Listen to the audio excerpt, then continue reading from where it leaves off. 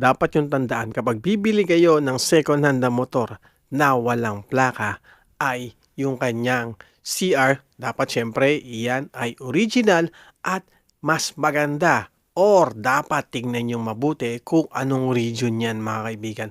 Napaka-importante kung alam mo at anong region yan bibilhin mong motor na walang plaka. Kasi ganito yan mga kaibigan. Kung ikaw ay nasa Region 4A at ang bibilhin mo na motor ay nasa Region 3, papaano mo makukuha ang plaka? Kasi po, marami nagiging issue niyan mga kaibigan na bumili ka ng motor pero wala pang plaka at nang dumating ang plaka ay hindi mo alam kung saan mo kukunin at kung sino ang kukuha. Kasi nga, ikaw ay nasa Region 4A tapos ang iyong motor na nabili ay nasa Region 3. So, ibig sabihin yan mga kaibigan ay kailangan mo mong pumunta doon sa Region 3 na main branch ng LTO para kunin ang iyong plaka. Ngayon, paano naman kung wala na sa LTO? Siyempre, hahanapin mo kung saang dealer yan, mga kaibigan. So, napaka-importante talaga na alam mo kung anong region yung bibilhin mong motor.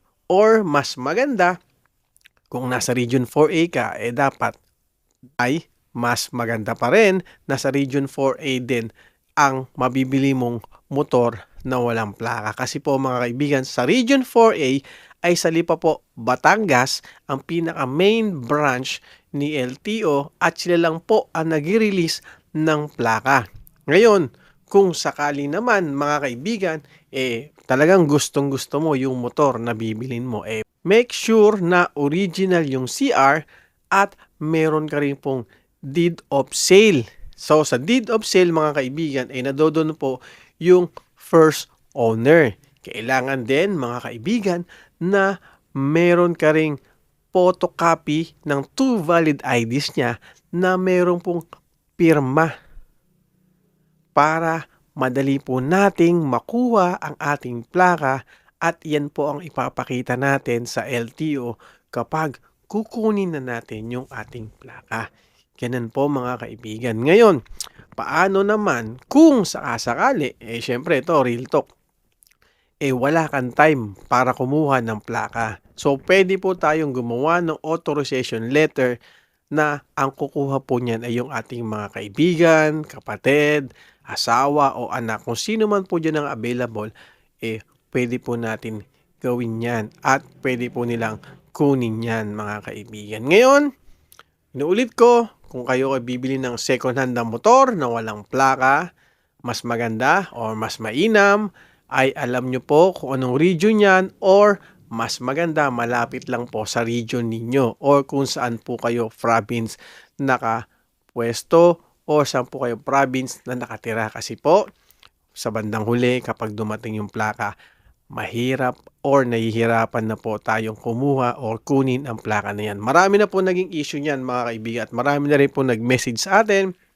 or nag-comment sa ating video sa YouTube at sa Facebook na paano daw nila makukuha yung kanilang plaka ay nasa ibang region po nakalagay yon. At nahihirapan din po sila kung saan dealer nila kukunin ang kanilang plaka. Ngayon, kung nakabili ka na or bibili ka pa lang, mas maganda, kompleto yung papel, original yung CR, may mortgage, mas maganda po, may mortgage po yan kung anong dealer niyo pinili. Ngayon, kung sakali po na sablay yung pagkakabili ninyo, hindi nyo alam kung saan kukunin at medyo malayo, magtiis na po muna tayo sa temporary plate na ginagamit po ninyo ngayon. So, wala naman pong huli yan sa temporary plate. Kaya lang, minsan, nagkakaroon tayo ng issue sa pag-emission test. Kasi minsan, mga kaibigan, may emission testing na hindi po tinatanggap kapag MV file yung nakalagay o temporary plate. Kung makikita po nila sa system nila na meron ng available na plaka doon sa motor ninyo. Iyan po yung mga kaibigan yung emission testing na ito po yung hindi PMVIC o Private Motor Vehicles Inspection Center. Mas maganda mga kaibigan kung kayo po ay magpapa-emission kapag wala pang plaka at gumagamit kayo ng temporary plate, pumunta po kayo sa Private Motor Vehicles Inspection System o PMVIC para sure po na ma-emission yan. Kasi po sa iba, inulit ko, hindi po ini-emission kapag meron pong available na plaka na nakita nila sa system. Okay? So, yun lang mga kaibigan, na nagbigay lang po ako ng tips or advice sa mga gustong bumili ng second hand na motor na wala pang plaka. Maging matalino po tayo at maging maingat po tayo sa pagbili ng second hand na motor kasi po hindi po pinupulot ang pera na ibabayad natin o ibibili natin ng second hand na motor. Sinulit ko, kaya mga kaibigan, maging mapanuri sa pagbili ng second hand na motor na walang plaka. Okay? Yun lang. Salamat.